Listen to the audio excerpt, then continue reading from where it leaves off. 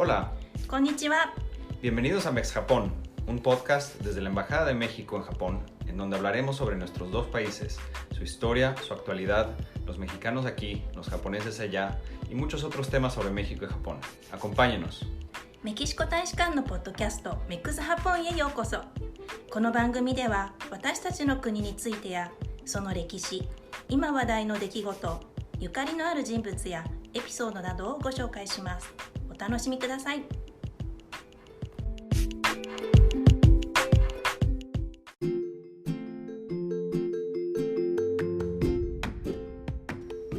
La cultura japonesa moderna despierta un enorme interés en todo el mundo. Japón ha sido muy exitoso en exportar sus industrias creativas y el suave poder de su cultura popular a muchos países, entre ellos por supuesto a México, donde existe un gran número de mexicanos seguidores del anime, manga, videojuegos, música y cine japonés. Algunos de ellos se han convertido en verdaderos expertos y puentes de amistad y conocimiento entre nuestros dos países. Bienvenidos a Mex Japón, el podcast desde la Embajada de México en Japón. Soy Emanuel Trinidad, agregado cultural, y los invito a acompañarnos en este nuevo episodio, donde tenemos como invitado a Edgar Peláez, quien es originario de la Ciudad de México y actualmente es candidato al doctorado en estudios internacionales en la Escuela de Graduados en Estudios de Asia-Pacífico de la Universidad de Waseda, en Tokio. En 2012, fue nombrado embajador de COFESTA, Festival Internacional de Contenidos de Japón por el Ministerio de Economía. Y en 2016, fue nombrado también embajador para la estrategia Cool Japan sobre cultura popular japonesa e industrias creativas por parte de la oficina del gabinete del primer ministro de Japón. Su experiencia con los medios y su investigación académica le han dado a Edgar la oportunidad de colaborar con diferentes agencias gubernamentales y empresas privadas en el desarrollo de proyectos sobre anime, manga, música y videojuegos. Ha colaborado como experto en cultura pop japonesa en diversos eventos, como una clase guiada a través de Akihabara para explicar la estética de la subcultura otaku para la Red Europea de Administración y Política Cultural, y un curso de preparación para la banda Tokyo Ska Paradise Orchestra previo a su gira por América Latina en 2019. En esta ocasión estamos platicando con un mexicano que sabe mucho de cultura popular de Japón y de muchas otras cosas más. Un mexicano apasionado por las industrias creativas, interesado por el país donde vive, pero también por su México y por la búsqueda de un mundo sin racismo, sexismo, misoginia ni homofobia. Bienvenido Edgar Peláez, embajador de Cool Japan. Gracias por platicar hoy con nosotros. Muchas gracias, Manuel. Muchas gracias por tenerme aquí de invitado. Pues no, al contrario, gracias a ti. Para iniciar nuestra conversación, cuéntanos cómo y por qué te interesaste en la cultura japonesa. Mira, yo creo que mucha gente va a tener un interés similar al mío, porque yo creo que mi acercamiento con Japón fue cuando yo tenía como 14, 15 años, y pues fue precisamente a través de la animación, del anime. Caso curioso, fíjate, cuando yo estaba en secundaria, pues lo que popular en esa época era Dragon Ball Z. Y yo no estaba tan metido en Dragon Ball. O sea, a mí como que no me llamaba mucho la atención. Pero uno de mis mejores amigos de secundaria llegó un día con un VHS. Dice, tienes que ver esto, o sea, te va a volar la mente, ¿no? Y lo vi, y era el primer episodio de Evangelion, no sé si lo conozcas. Ajá. Es un anime del 95, muy popular. Y lo vi y me quedé así como, ¿esto qué es, no? O sea, es otra cosa, ¿no? Entonces, al día siguiente, cuando le digo, ¿tienes más? ¿Dónde lo consigo? Y fue cuando me empecé a dar cuenta que pues la animación japonesa era más allá que solo pues Dragon Ball o Los Caballeros del Zodiaco, lo que veíamos en la televisión, claro, ¿no? Es lo más popular en ese entonces. Y había muchas otras cosas, ¿no? Había cosas que veían tal vez pues tal vez por una audiencia más madura, tal vez por un público más maduro, pero que también hablaban pues de política, que hablaban de religión, que hablaban de depresión, ¿sabes? Cosas que pues normalmente no vemos en la animación occidental, ¿no? Y eso fue lo que por mí generó ese interés, ¿no? Y bueno, ya toda la preparatoria, si era animación y era de Japón, no importaba si era bueno o malo, yo lo tenía que ver, ¿no? Edgar, y como mexicano en Japón, ¿cuál es tu experiencia de vivir, estudiar y trabajar en este país? Bueno, pues, no sé, yo creo que yo llevo en Japón viviendo 8 años. Uh-huh. Llegué en 2012 gracias a la beca que da el gobierno japonés, la Monbuko Gakusho. Y, híjoles, ha sido, yo creo que la experiencia de mi vida, ¿no? Finalmente, como mi interés desde que tengo 15 años, tenía la idea de tal vez algún día venir a Japón. En mi mente era un viaje, ¿no? Pero pues ya llevo 8 años aquí y creo que ha sido, no puedo decir qué tan bueno ha sido, o sea, he superado todas mis expectativas. En general, sobre todo porque más allá de solo convivir con gente japonesa, he tenido la oportunidad de convivir con gente de todo el mundo, ¿no?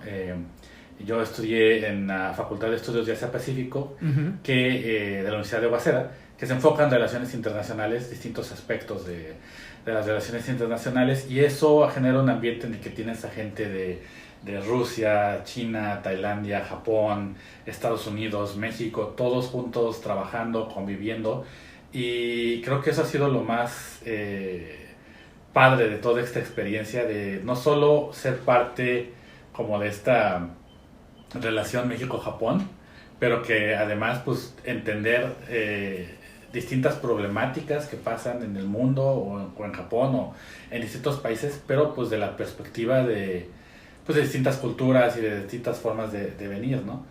Y creo yo que es importante que si uno viene a Japón a estudiar, trate de relacionarse con la mayor cantidad de gente posible, ¿no? O sea, obviamente hay un riesgo como extranjeros de vivir en lo que se llama la burbuja del inglés. Uh-huh. Y que solo convives con extranjeros, ¿no? Uh-huh. Pero si le echas ganas, aprendes el idioma. Yo no hablo japonés fluido, aún sigo aprendiendo, Uh-huh. pero eso te permite como que tirar algunas barreras, ¿no? Inclusive hasta para el trabajo. Yo estuve trabajando mucho tiempo como parte del staff del programa de embajadores de COFESTA, Uh-huh. el Festival Internacional de Contenidos de Japón. Primero empecé como embajador, Uh-huh. y luego precisamente porque yo era un embajador muy activo dentro de todos sus programas, ellos decidieron jalarme para apoyarlos en relaciones públicas, en contactar nuevos embajadores, y de ahí surgió después otro trabajo en la Organización para la Promoción de las Industrias Visuales Uh-huh. de Japón, que es una organización sin fines de lucro, precisamente porque ellos se dedican mucho a la promoción internacional de los contenidos. Entonces, a pesar de que mi japonés tal vez no era nivel N1 como muchas empresas requieren, o N2, el hecho de que yo pude participar en todos estos programas y que veían que yo era muy activo, pues me abrió muchísimas puertas, ¿no? Entonces creo que es importante pues no negar ambos aspectos, ¿no? Es importante tener relación con la comunidad internacional porque aprendes mucho de distintas partes del mundo, y por otro lado tener un contacto con la comunidad japonesa, ¿no? Para pues poder tanto hacer tu vida aquí más alegre como conectar mejor con la cultura y pues abrir muchas oportunidades, ¿no? Nunca sabes cuándo a lo mejor tu compañero de clase de la universidad después él va a tener no sé, una empresa que se dedica a algo de tu área, o a Claro. lo mejor surge un contacto para, oye, tú que estás estudiando de esto, tal revista va a publicar artículos de eso, ¿por qué no mandas algo? O sea, creo que eso es lo importante, ¿no? Como que se genera esta experiencia de conocer al otro Uh-huh. de una forma muy cercana. Oye, Edgar, y cuéntanos, esto de ser embajador de Cool Japan, ¿qué significa? Platícanos un poco de qué es esa estrategia y qué labores has realizado. Claro en que ella. sí. Fíjate que, mira, Cool Japan tiene una historia muy interesante. Ajá. Creo que es una política que ha desarrollado el gobierno de Japón, una estrategia Uh-huh. que viene muy de la mano con la idea de convertir a Japón en una economía más moderna. Uh-huh. ¿Y a qué me refiero con esto? No sé si tú sabías, supongo que sí, que en los 90 Japón pasó por una crisis económica muy fuerte, Uh-huh. un estancamiento. Es cuando le llaman que se reventó la burbuja, ¿no? Uh-huh. En los 80 la gente de Japón tenían muchísimo dinero, o sea, excentricidades que, o sea, tenían tanto dinero que hasta se les permitían excentricidades como, no sé, comprar café con hojas de oro, ¿no? Y era, o sea, ¿por qué? Porque podían pagarlo. Pero pues era finalmente una burbuja creada por un proteccionismo económico del gobierno de Japón.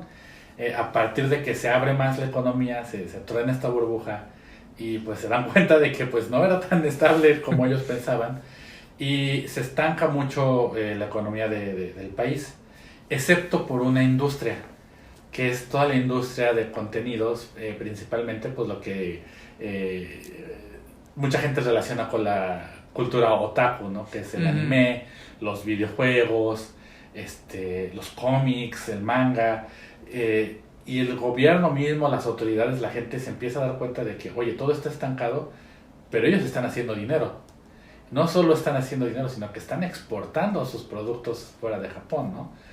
Y viene entonces esta idea de decir, bueno, lo que pasa es que hemos estado tratando de basar nuestra idea en que Japón sigue en un estado de economía de servicios, ¿no? Que, bueno, para los que no sepan, evolución de las economías se dice que es agricultura, industrialización y servicios. Y suponía que servicios ya era como una industria, una economía muy desarrollada. Y viene aquí por muchos académicos japoneses la idea de, bueno, ¿y qué sigue después de los servicios? No podemos seguir así.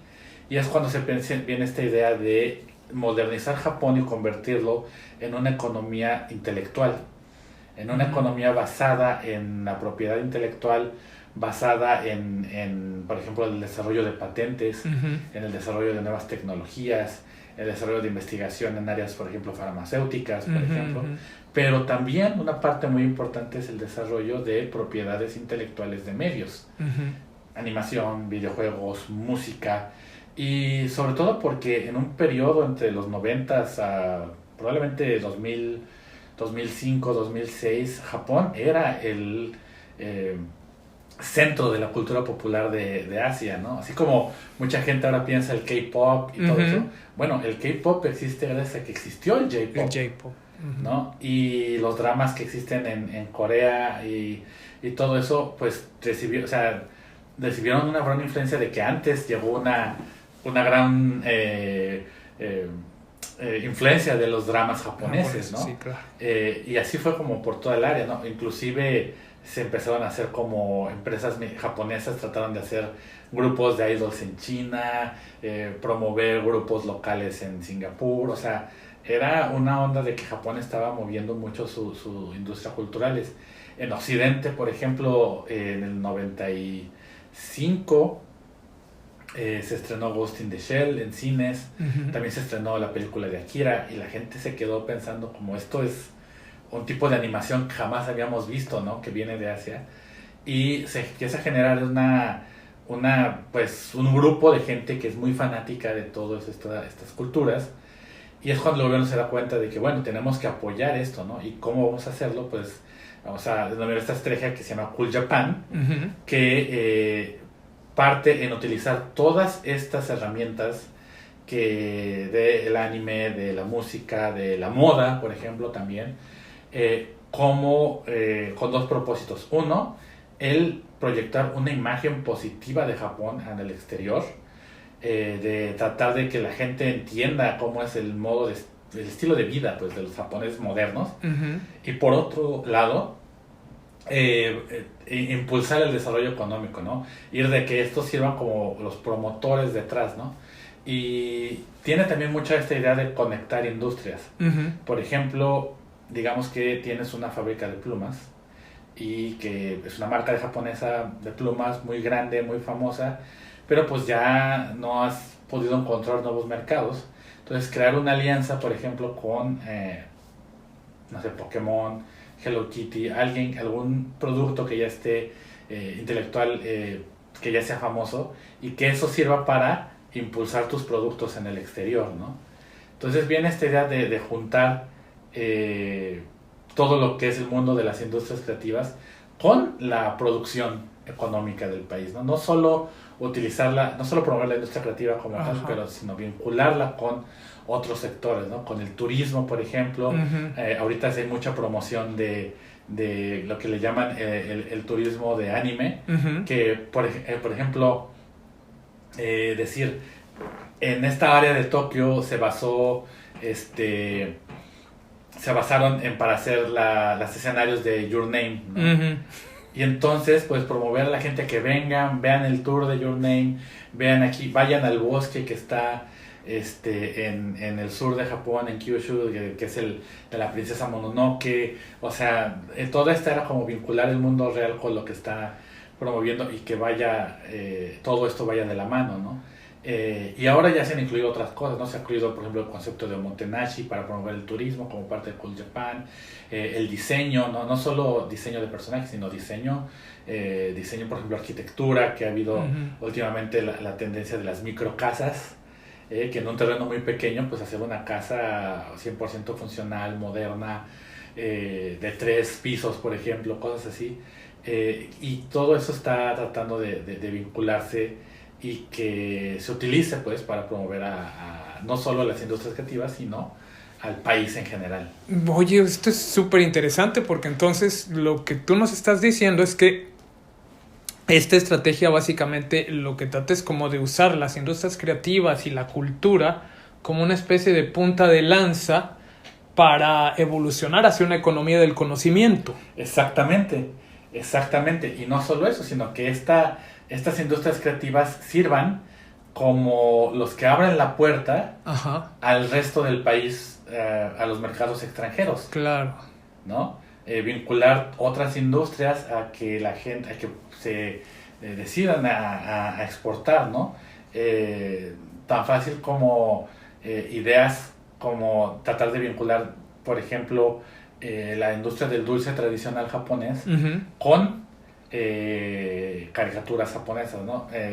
Un ejemplo, hace poco tuve el placer de conocer a unos fabricantes de dulces, de wagashis, de Kyushu, y ellos hicieron una colaboración precisamente con Evangelion, Ajá, y hicieron dulces. O sea, el dulce es un wagashi chiquito, como azúcar comprimida, digámoslo, ajá. pero lo pusieron en una caja especial, con un diseño especial, donde salen los personajes muy bonito, la verdad es, aun si no te gustara el dulce, Ajá. como coleccionista quieres tener esa caja, por todo el diseño que trae consigo.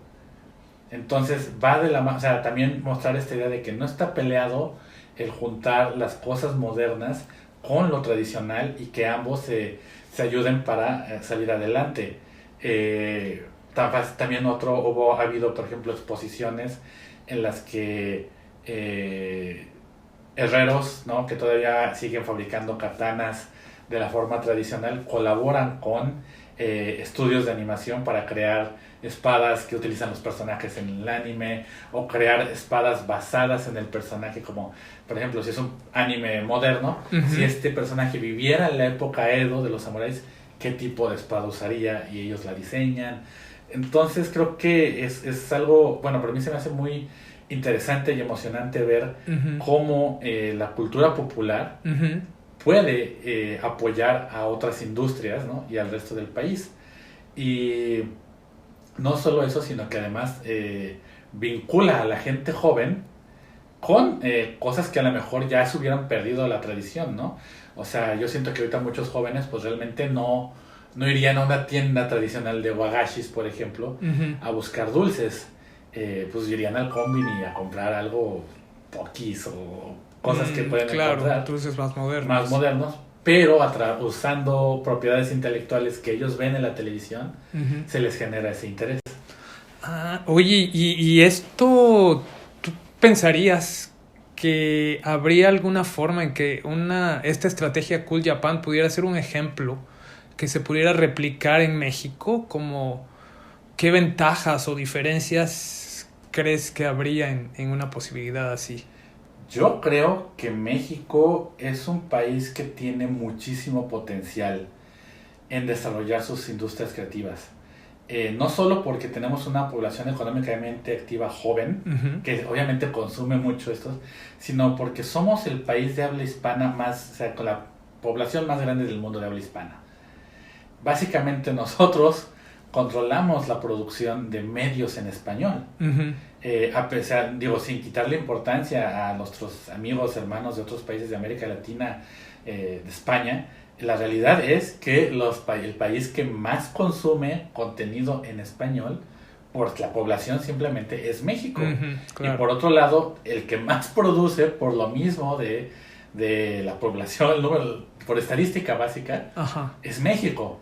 Entonces tenemos ahí, yo creo que una muy buena oportunidad que lamentablemente siento que no estamos aprovechando aún.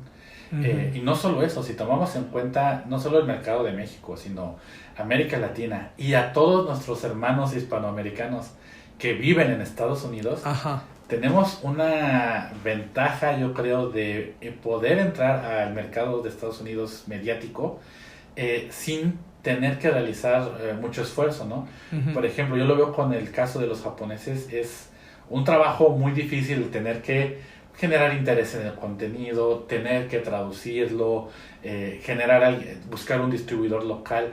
Pero en nuestro caso ya existen esos distribuidores de habla hispana en Estados Unidos, por ejemplo. Muchas veces ni siquiera tendríamos que traducirlo a inglés, ¿no? Entonces ya está ahí. Hay muchos jóvenes que han estudiado diseño, que han estudiado comunicación, artes visuales. El cine mexicano, por ejemplo, creo que puede tener muchísima influencia y lamentablemente siento que ahorita estamos todavía apenas descubriendo la importancia de las industrias creativas en el país, ¿no? O sea, no sé, salvo que a lo mejor alguien me corrija en este momento, pero creo que ni siquiera se ha entrado de fondo al estudio de las industrias creativas como tales en la comunidad académica en México. Ujú. Y también siento que hay mucho talento que precisamente por esta pues falta de oportunidad se nos está escapando, ¿no? Viene el caso de una conocida mía, Julieta Colás, que ella ahora está estudiando animación aquí en Japón. Ajá. Pero ella ya estudió animación previamente en Canadá, trabajó en varias producciones de animación de Estados Unidos, dibuja las portadas de distintos cómics en Estados Unidos y lamentablemente no ha podido conseguir levantar un proyecto en México, ¿no? Ya sea por falta tal vez de conseguir la producción, falta de interés, no sé realmente cuál sea ahí, pero creo yo que sí puede servirnos mucho para introducir muchas cosas de nuestra cultura, ¿no? Uh-huh. Pues sí, todos estos temas son muy muy serios y muy importantes, pero también quisiera preguntarte en un tono un poco más ligero. Cuéntanos de tus proyectos artísticos, de tu banda, de tu podcast, de las diferentes cosas creativas que has estado haciendo y que estás haciendo ahorita. Sí, pues, híjoles, es que he estado metido como en muchos proyectos en estos 8 años. Ajá. Tengo un podcast en inglés, que ahorita estamos en pausa, Ajá. porque lo hacía con 2 compañeros de la universidad, un chico de Estados Unidos y una chica japonesa. Pero ella se casó y que acaba de tener a su primer hijo. Entonces decidimos poner todo en pausa en lo que se reanudan las actividades, pero se llama Living Japan. Ajá. Y es en inglés. Y básicamente lo que nosotros hacemos ahí, normalmente discutimos, vemos las noticias que pasan en Japón, 3 noticias, y entre los 3 las discutimos, pues de un poco de vista, o sea, relajados, pero también pues utilizando todo lo que aprendimos, ¿no? De la maestría, doctorado, etcétera, y tratando de ponerlo más en contexto, ¿no? Y siendo a veces críticos, siendo a veces también, pues, de broma, echando relajo, pero pues tratar de crear una imagen, pues, realista de lo que pasa en Japón, ¿no? Ni muy idealizado, pero tampoco, pues, siempre criticando, ¿no? Uh-huh. Porque simplemente tratar de mostrar Japón como es. También toco con una banda con un amigo mexicano que se llama Luis. Ajá. Y un amigo japonés que toca la guitarra, él se llama Tanimoto, y se llama la banda Formerly Strangers. Okay. Igual y si ponen ahí en YouTube aparece algún video por ahí. Bueno, hay que buscarlos. Ya lo pondremos en las notas del episodio. Nosotros Pues ha sido una experiencia muy interesante para conocer como toda esta industria, la onda de los live houses, de cómo tratar de lanzar una banda aquí en Japón. Toda la música es original, no tocamos covers. Y ha sido un experimento muy interesante porque pues somos dos mexicanos que tocamos con un japonés y la banda, todas las letras son en japonés.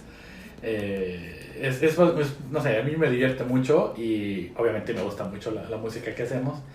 Y bueno, también tengo un canal de YouTube que ahorita está en transición, ¿no? Se llama originalmente World Meets Japan, pero pronto le vamos a cambiar el nombre, hacer un proyecto un poco más personal. Se llama Edo Hakase.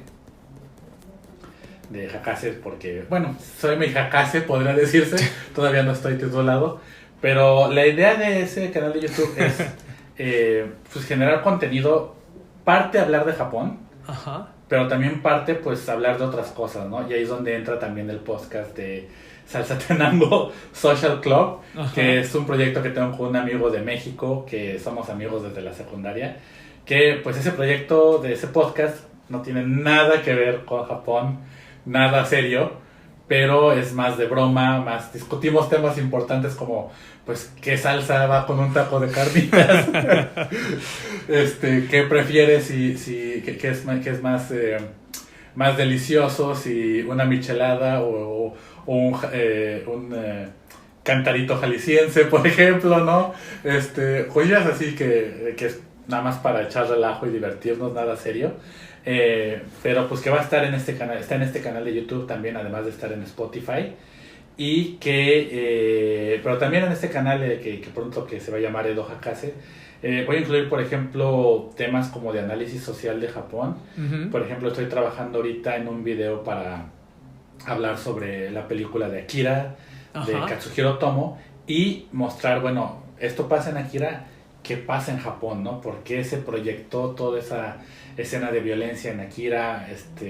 ¿Qué pasaba en la historia de Japón? Por ejemplo, el Japón en el que creció el autor, Uh-huh. ¿no? Y pues cómo se relaciona con el contenido, ¿no? O hablar de cosas tan fácil como pues las reglas del sumo, ¿no? Que mucha gente entiende o lo ve y le interesa, pero pues muy pocos sabemos Claro. cómo funciona. De hecho, yo no sabía hasta que me puse a investigar claramente, y por eso hacen esto y por eso hacen lo otro, ¿no? Ah. Detalles así, y pues poner un poquito de todo, ¿no? Pero pues no sé, formas de conectar con la gente. Oye, pues está súper interesante todo esto que haces y te quería preguntar, obviamente tú conoces muchos sitios aquí en Tokio, escondidos entre este gran abanico que es esta ciudad enorme. ¿Nos podrías compartir algunas recomendaciones de lugares interesantes que no sean muy conocidos, incluso para los que vivimos aquí en Tokio? Claro que sí. Fíjate que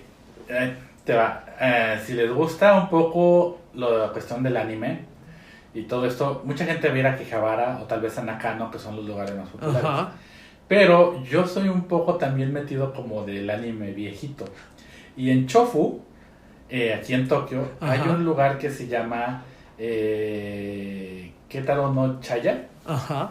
No sé si conoces este anime muy viejo que se llama Gegege no Kitaro, que habla sobre los yokais, sobre todos estos monstruos de la tradición japonesa, ¿no? Viejitos.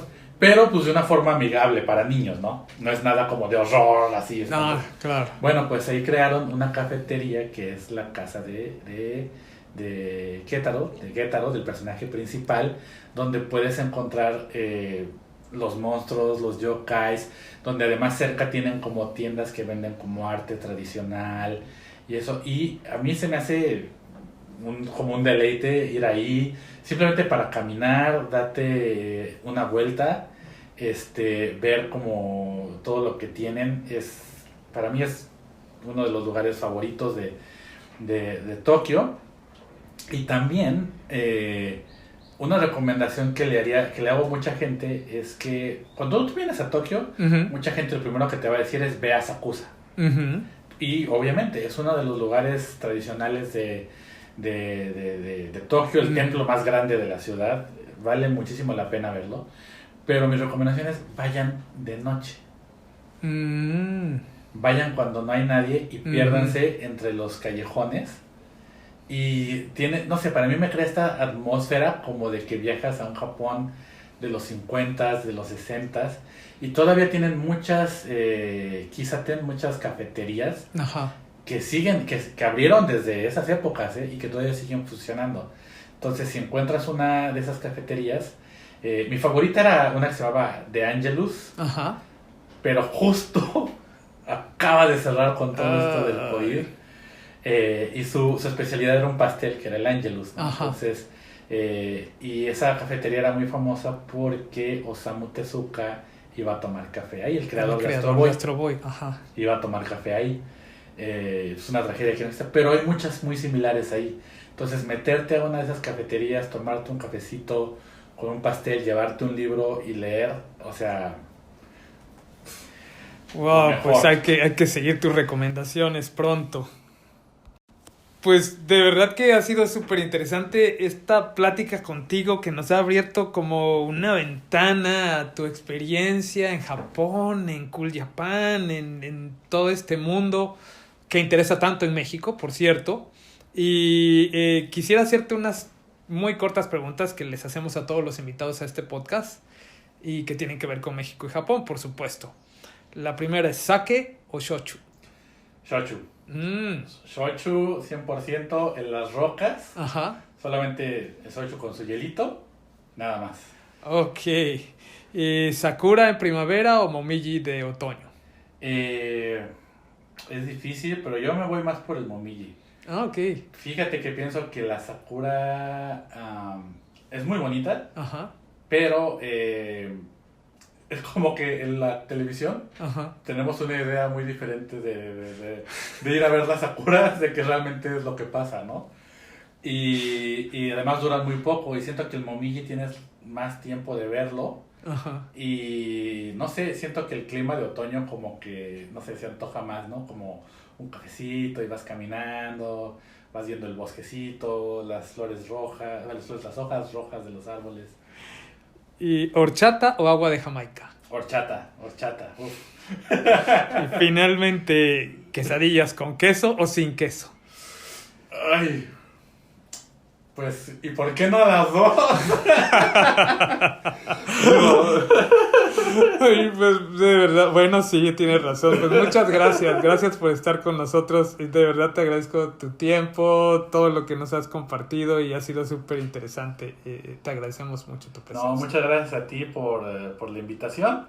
Y pues bueno, ojalá que también mucha más gente se interese en saber más de México y de Japón y toda esta relación que tenemos, que es muy interesante. Pues sí, esperemos que sí, que haya muchos que sigan tu camino. Bueno, ojalá y sí, ojalá haya mucha más gente que venga para acá y también muchos japoneses que vayan para México. Claro que sí. Bueno, muchas gracias.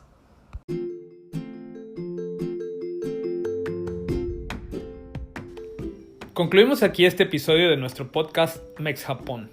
Agradecemos a Edgar Peláez compartir esta conversación, y a ustedes les pedimos que nos escriban sus comentarios, sugerencias o preguntas al correo electrónico infojpn@sre.gov.mx. En las notas del episodio encontrarán más información sobre Edgar, sus actividades artísticas y sus redes sociales. Por supuesto, si les ha gustado el programa, no dejen de seguirnos en Spotify o a través del canal de YouTube de la Embajada, y compártanlo con todas las personas interesadas en la amistad entre México y Japón. Los esperamos en nuestra siguiente conversación en español dentro de 15 días y también en los episodios que hacemos en japonés. No se los pierdan. Nos escuchamos pronto. ¡Sayonara!